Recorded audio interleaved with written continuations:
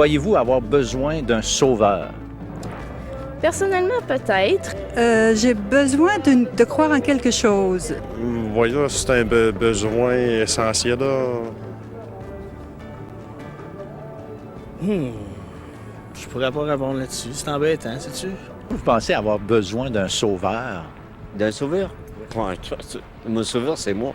Ouais, puis parce que, en fait, si t'as pas de sauveur, t'es mort dans le fond. Je crois qu'on a besoin de se sauver nous-mêmes. Je ne pense pas avoir besoin d'un sauveur en tant que tel. C'est juste le fait de vivre. On se sauve par nous-mêmes. Je crois pas de moi-même, je peux y arriver.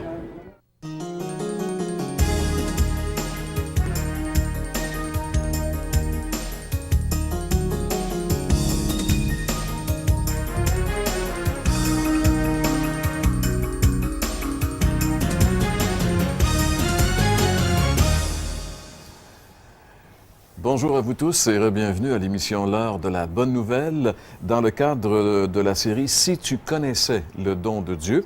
Aujourd'hui, nous abordons le thème du merveilleux salut de Dieu. Dieu nous offre un sauveur. Saviez-vous que Dieu travaille à la plus grande entreprise de sauvetage de l'histoire de l'humanité? Eh bien, c'est Gaston qui nous amènera justement à la découverte de ce que la Bible dit de ce sujet qui est si important et si passionnant également. Parce que lorsqu'on a commencé à découvrir le merveilleux salut de Dieu, on ne peut plus s'arrêter.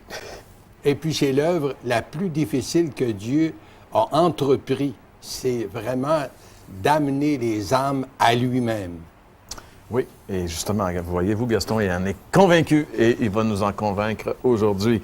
Comme artiste invité, il y a Nicole Stratford qui sera avec nous. C'est la première fois qu'elle va chanter à l'émission. On est très heureux de l'accueillir et je suis également convaincu que vous allez grandement apprécier son talent qu'elle a pour communiquer ses vérités bibliques par la musique.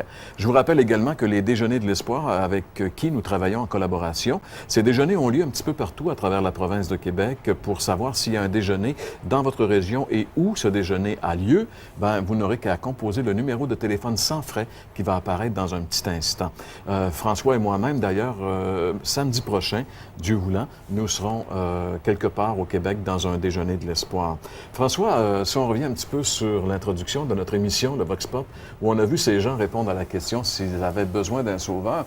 En général, on peut dire qu'en réalité, la grande majorité des gens, non seulement disent ne pas avoir besoin d'un sauveur, mais se demandent même pourquoi ils auraient besoin d'un sauveur. C'est assez ahurissant jusqu'à un certain point. Ouais, c'est ça. Même ceux qui disent avoir besoin, c'est un peut-être, si, peut-être. Mais écoute, c'est comme tu as dit tantôt que Dieu était en train de préparer, en train de faire en fait la plus grande entreprise de sauvetage de l'histoire de l'humanité. Et je trouve ça intéressant parce que c'est tellement vrai, puis la comparaison justement saute aux yeux en relation avec quelqu'un qui est en train de se noyer. Eh bien, si c'est un champion nageur, il va probablement retarder avant de demander de l'aide. Mais à un moment donné, après avoir avalé, qu'on pourrait dire, quelques gorgées d'eau, il va finir par avoir réalisé son besoin d'avoir quelqu'un extérieur qui vienne à lui. Et la Bible appelle, c'est un miracle en fait, parce que la Bible parle de la conviction de péché. Et c'est comme un travail que Dieu fait dans nos cœurs, dans nos consciences, pour en arriver à voir le besoin. Et ensuite, éventuellement, se tourner vers le Sauveur. Fait que ça, c'est un don de Dieu dans un sens, mais on est appelé à se poser et à s'interroger un peu. Alors, merci François. Et de toute façon, pour en savoir plus long sur ce sujet, demeure avec nous. C'est ce dont nous parlons aujourd'hui à l'émission L'heure de la bonne nouvelle.